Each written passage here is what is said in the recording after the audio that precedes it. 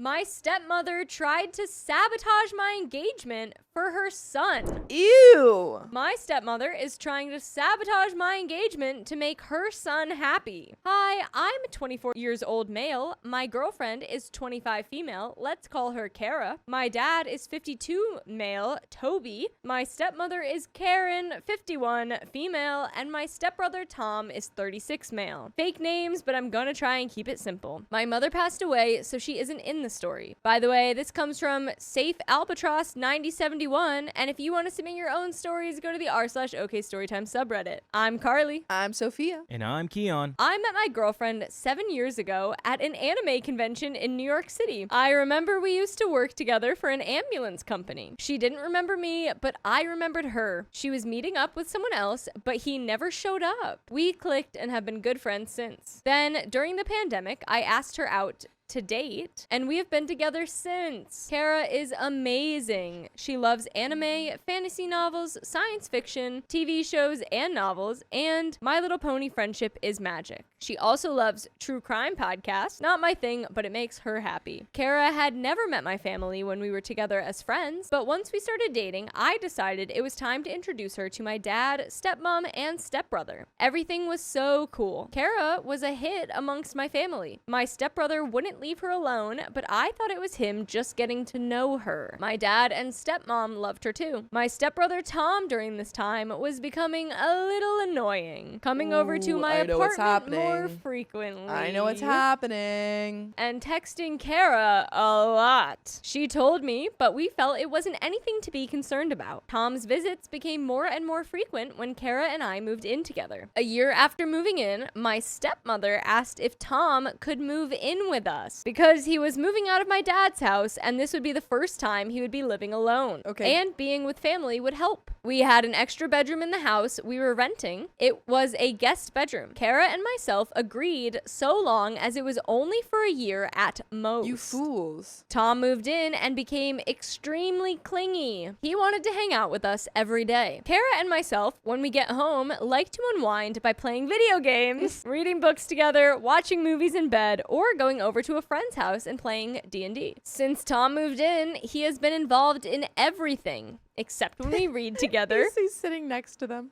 We read different Read me books. a story.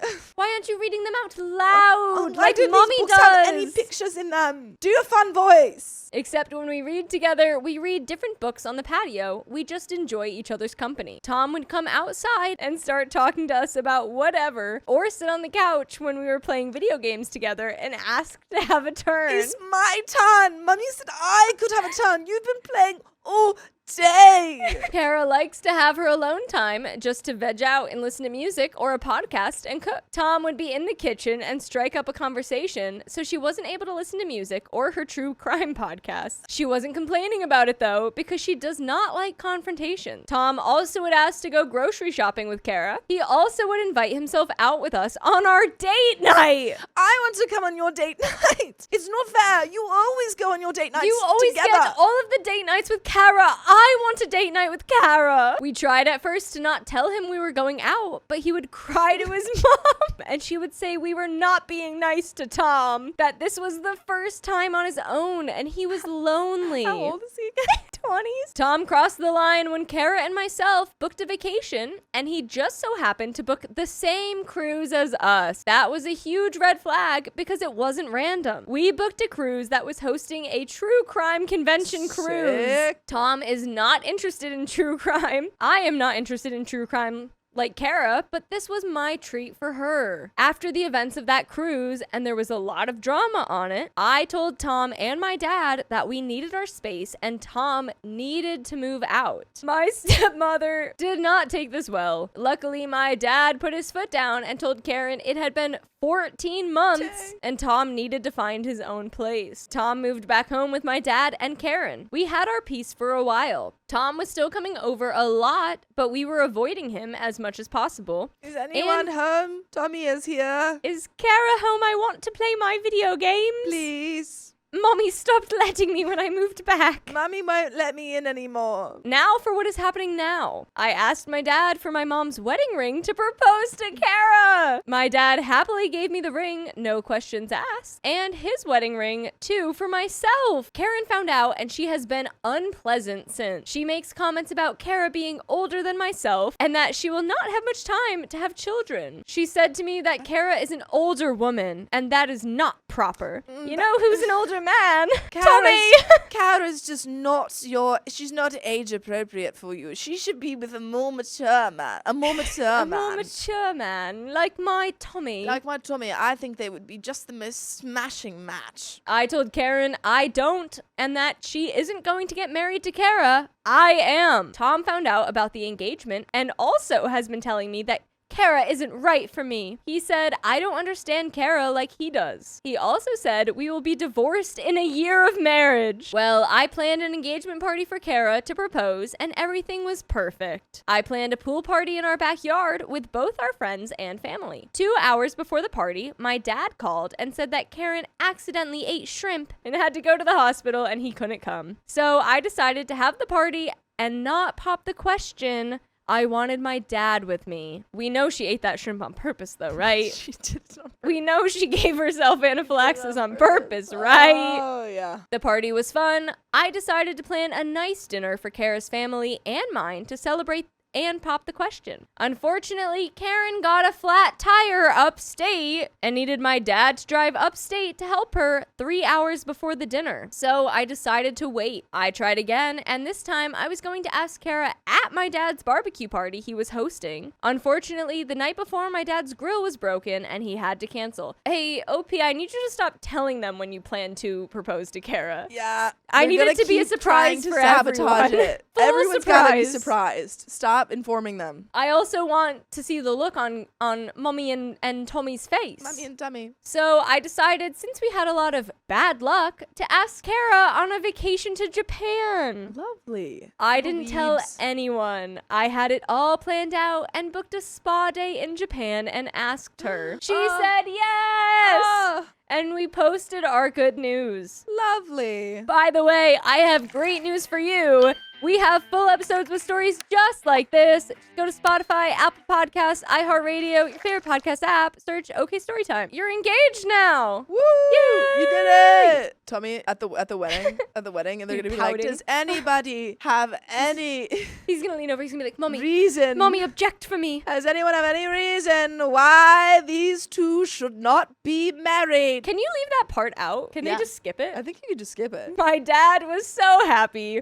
Karen was not. She blew up my phone, saying, how could I do this to Tom? She told me Tom is in love with Kara, and she is his one and only. She said, we are not a good match. Kara is older and much better fit for Tom. I knew Tom had a crush on Kara, but she doesn't like him like that. Karen was calling and texting nonstop now, saying, can I just let Tom have Kara? Tom wants Kara. I called her crazy butt and told her Kara is a human and she isn't something to be given away and she doesn't belong to anybody. I called my dad and showed him the voicemail and text messages. My dad wasn't shocked, but he is staying at my house because he doesn't know what to do. And he doesn't want to talk about why he left. But Tom and Karen keep driving by the house and trying to call my dad. We blocked both of them. I don't know, but I may get a restraining order because this is making Kara really uncomfortable. Any advice, please? We have some comments. Comment 1. I was shocked y'all agreed to let him live with you for a year. Yeah. A grown butt man who is 10 years older than you does not need to live with anyone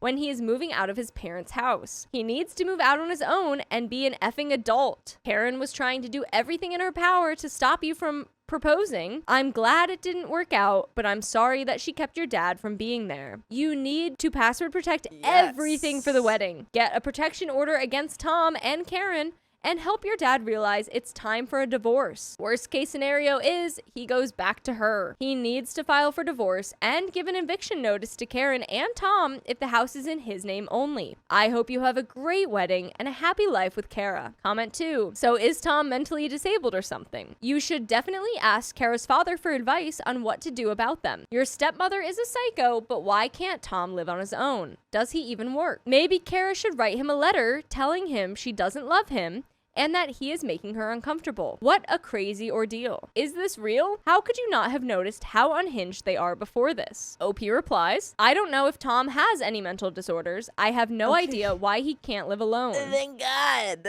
Karen is my stepmother. I met at 14, and after my mom passed away and my dad remarried, grew closer to my mom's family. I miss my mom and her sister, my aunt, helped me out during this time. My aunt is very important to me, and she cooked just like my mom did. So I was at my aunt's house a lot and didn't pay attention to his relationship/marriage. That's the end of that. There you freaking go. There you go. Wowee. Congratulations. I totally forgot, but isn't that the one that's from our subreddit? Yes. Oh my God, that's even better. Yes. So I hope congrats. I hope you like that one. My stepfather is a liar, but my mother refuses to leave him. And then I said, like a liar.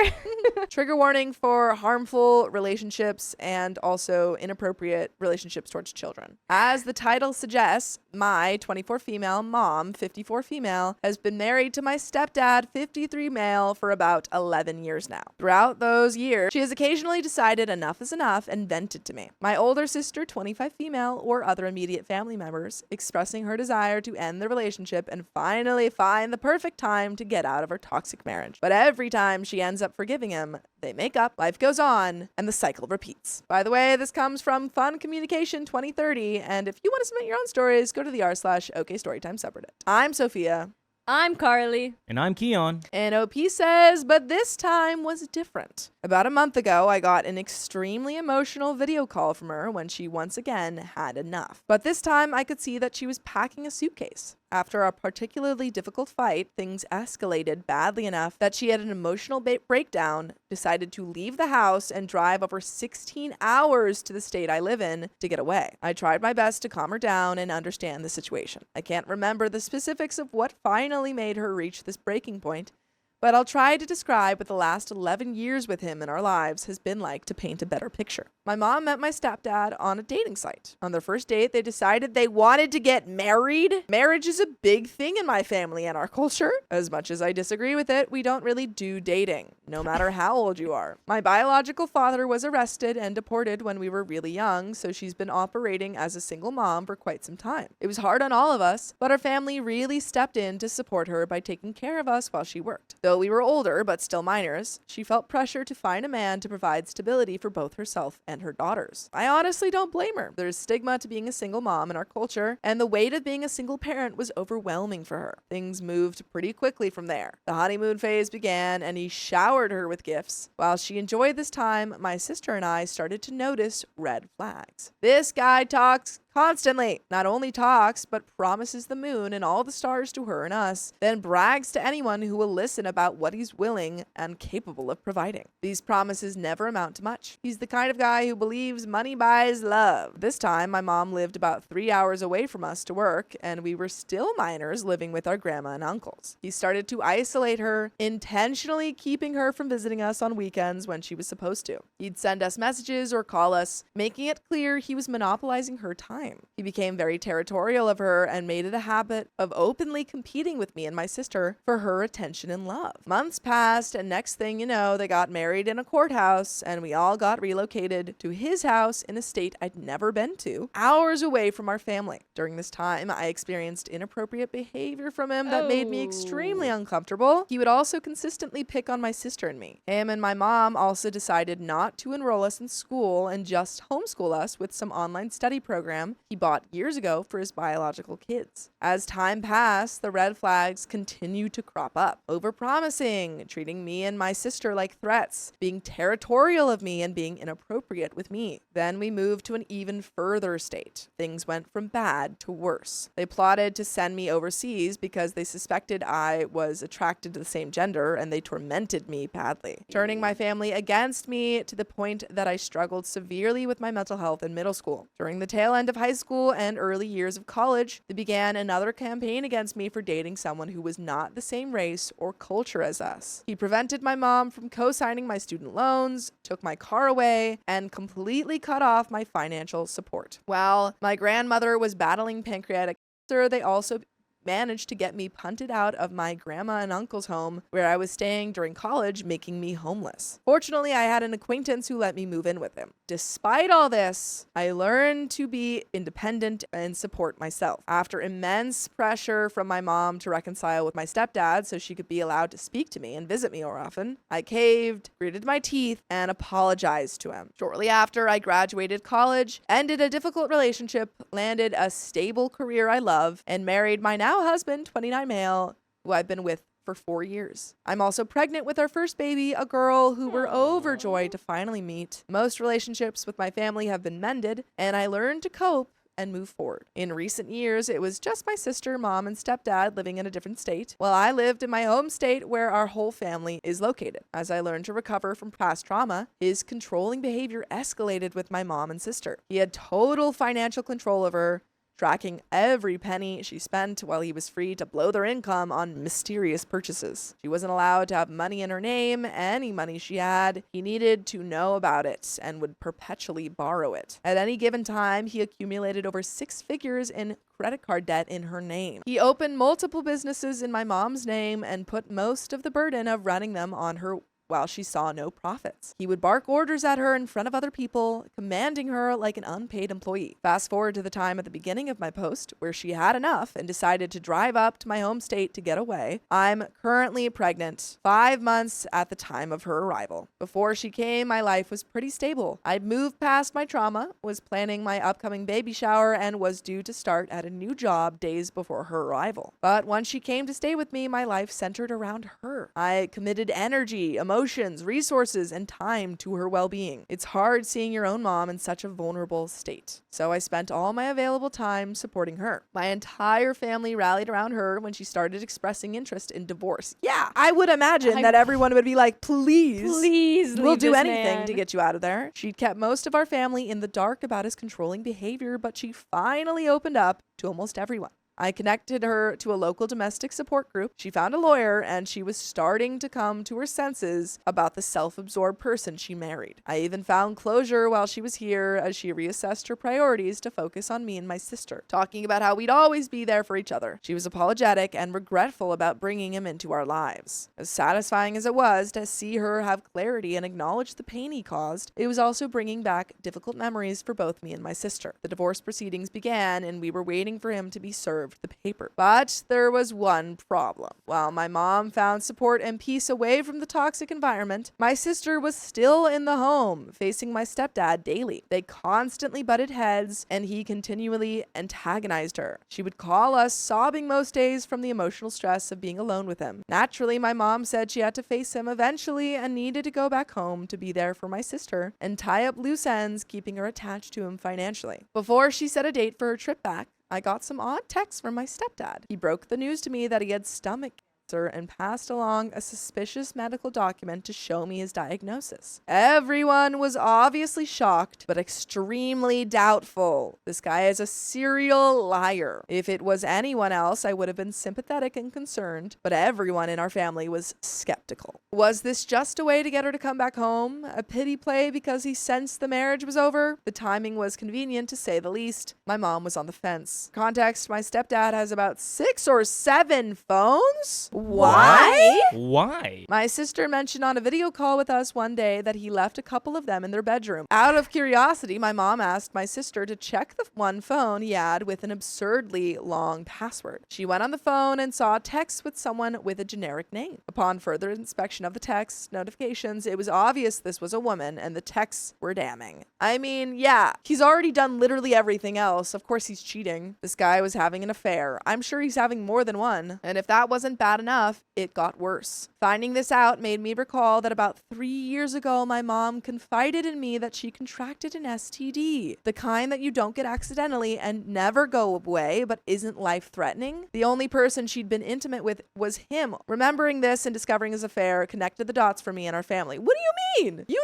knew. You knew that he was really cheating that then. shocked? Some days pass, and my mom finally decided she's going to make the 16-hour drive back home to face the situation and be there for my sister. She spent the last day in my state sobbing at the thought of going back, terrified of facing him. We all advised her against it out of fear for her mental health and safety, but she insisted she needed to go back for my sister, so we respected that. The moment she arrived and made contact with him, everything changed. Daily updates to me and the family turned to radio silence. Oh my goodness. Communication about the divorce proceedings became non-existent. They started getting comfortable with each other again, calling each other baby and saying, I love you. He constantly stayed by her side, never leaving her alone for a single moment, talking her into exhaustion. It was like night and day. The man she cried from fear over seeing again suddenly became the only person she was willing to talk to while she iced the rest of us out. All the talks we had about her and my sister moving in with me, my mom going back to school and getting the degree she always wanted, the excitement of her being able to watch her future granddaughter grow up. The days, weeks, hours I spent dealing with a realtor, applying and touring apartments, hundreds of documents I compiled to help her with the divorce filing. It was starting to feel like it was for nothing. When any of us would ask or check in, she insisted, I'm still getting a divorce and stop breathing down my neck and treating me like a child. She started turning on all of us, but we gave her space and trusted what she said, despite what we were seeing unfold. During this time, the stress of worrying that he was getting to her head, emotions running high,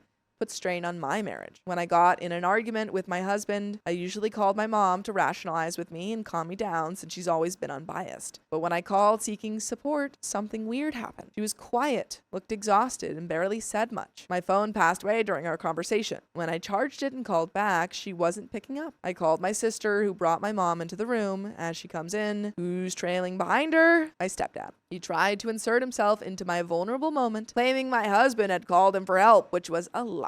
I went off on my stepdad over text and blocked him. My mom ended up blowing up at me, telling me not to get emotional and loud with her, and that if I was gonna be like this, she didn't want to live with me. A few days pass. Stepdad and mom get much more comfortable with each other while keeping me and my family in the dark. Then come the talks about a cruise. There was no talking her out of it. She told us she had every right to a vacation and could go on a trip with her soon-to-be ex-husband platonically. Days before the trip, my uncle was still texting with me and my sister about his suspicions regarding his cancer diagnosis. After all, he wasn't showing any symptoms and doctor visits had completely stopped. We took another look at the document my stepdad sent me, and my uncle decided to call the hospital listed. After some time on hold, he gets in touch with the worker there. They ask for the MRN number. That's strange, the worker says. There aren't usually letters in this number. The worker highly doubted the validity of this document. So my sister decided to print it out and go to the hospital to ask in person. Surprise, surprise, the person she spoke to confirmed the concern about the MRN number and pointed out countless flaws in the document. This guy was faking cancer.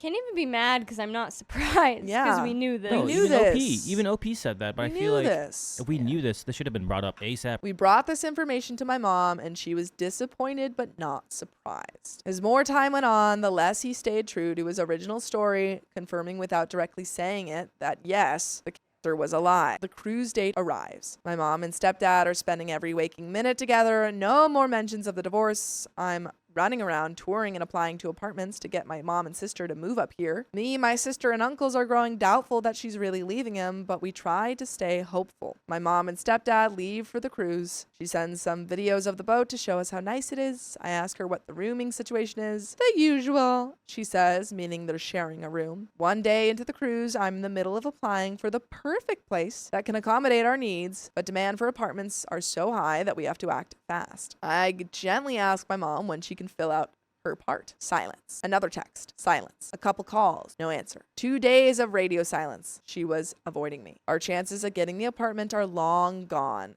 $200 collective dollars we spent on application fees down the drain. On day 2 of silence, I get a text from my sister asking me to let her know when I'm home. The text was odd because she'd never asked me that before unless it's something serious. I was out at dinner with my husband and our friend trying to cheer me up from the stress of being ghosted by my mom. A text from my mom pops up on my screen. I'm so sorry. Please forgive me. Now I'm in panic mode. I immediately ask if she's okay. No response. My sister calls. She's with my uncle who tiptoes around something he obviously wants to say. I'm so worried. I ask him to cut to the chase and just tell me what's going on. To make a long conversation short, she confessed she doesn't want to proceed with the divorce. She's giving him another shot. I'm in shock, barely listening at this point. My shock turns to anger, tears, so much resurfaced trauma, stress brought on during my pregnancy, tension put onto my marriage, effort putting into filing papers for her, weeks of looking for apartments, countless house and tears to put my best foot forward to support her, down the drain. She couldn't even say it to me or my sister directly. She had her uncles tell us out of fear of our reaction, fear of us, her daughters, who despite it all, cried with her, comforted her, and stuck by her. So that brings us to present day. 2 days since I heard the news, I'm having a mix of emotions and feeling something different every hour. 1 minute, I want to cancel my baby shower to avoid her completely. The next, I thought, to heck with it, I deserve it. This is to celebrate our unborn child. Constant sobbing, rationalizing, venting, exhaustion. Some moments, me and my sister catch ourselves grieving the relationships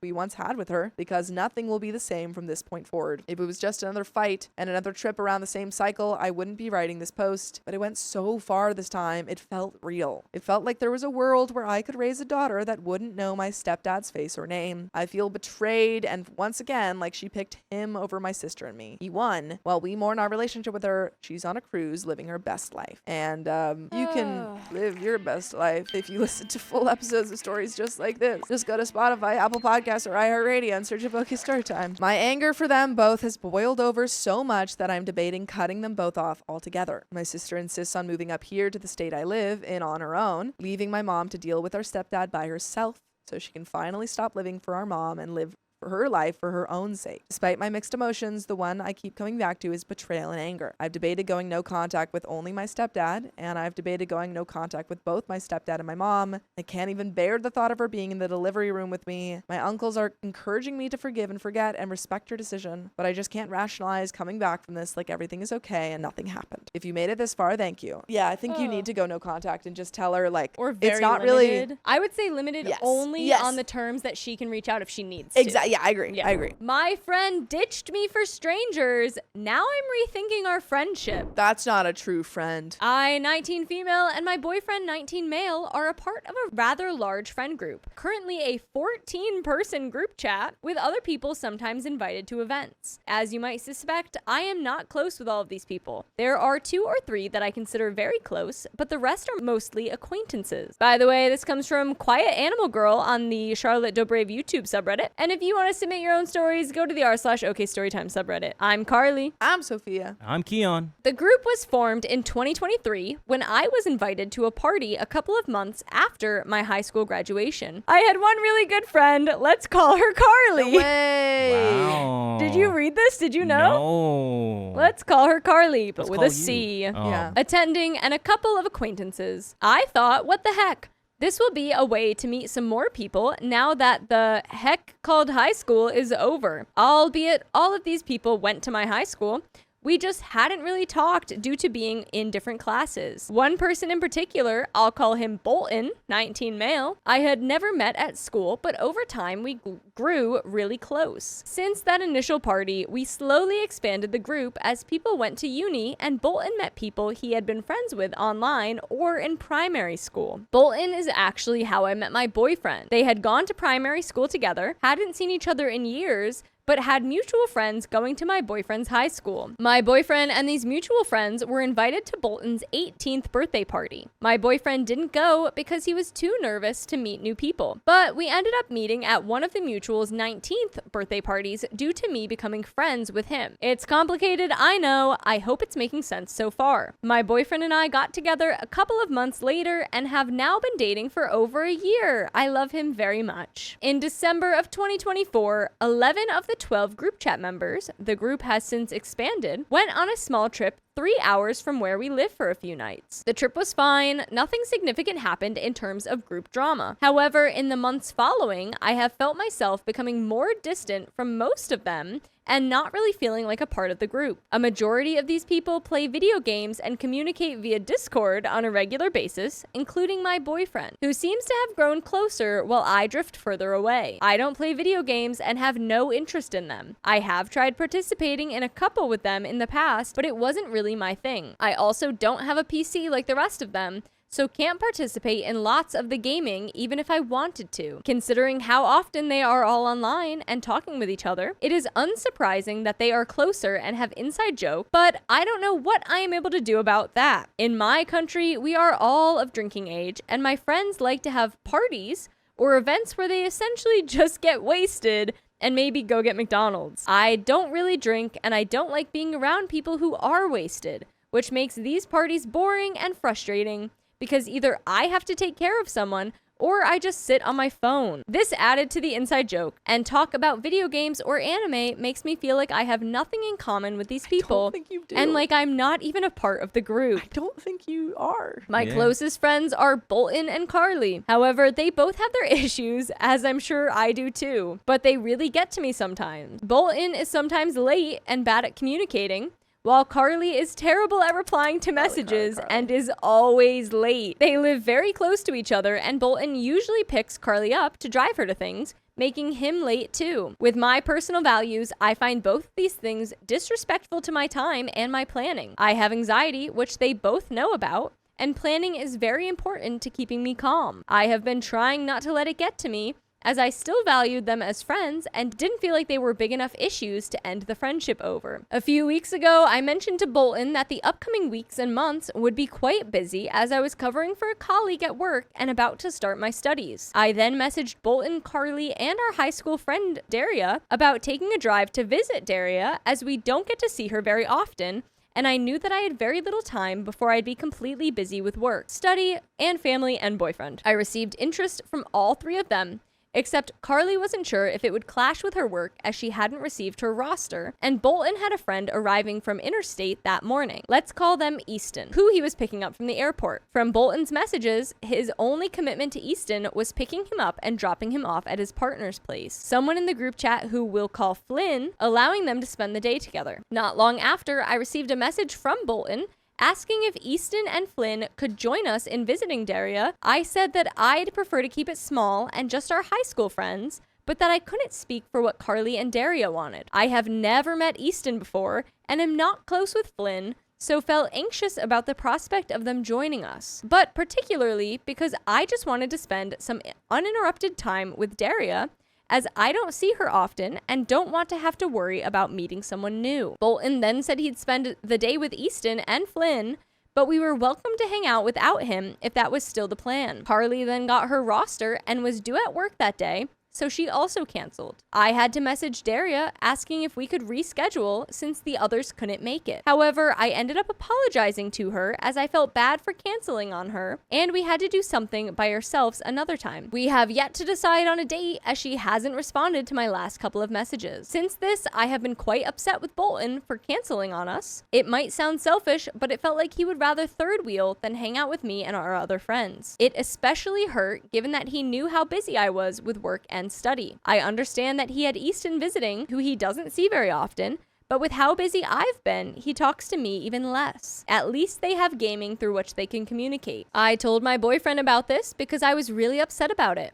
He initially said I should have let Easton and Flynn join us, however, quickly sided with me when I informed him that I had never met or talked to Easton, and believed Carly and Daria to have had minimal contact with him as well. My boyfriend was then invited by Flynn to join him, Bolton, and Easton in visiting Daria the day after my canceled plans, while I was to be at work. Turns out Daria had met Easton several times whilst gaming, seeing concerts in his state, and she wanted to see him. Knowing about their cancellation, my boyfriend said no out of respect for me and was invited to a dinner the night before instead, so he could meet Easton in person after gaming a couple of times. My boyfriend ended up mentioning to Bolton that he should apologize to me for canceling and for making plans the day after with Daria, but to wait until after our 1-year anniversary. So the morning after my anniversary, I woke up next to my boyfriend, looked at my phone, and saw 3 long messages from Bolton casually saying sorry for poor communication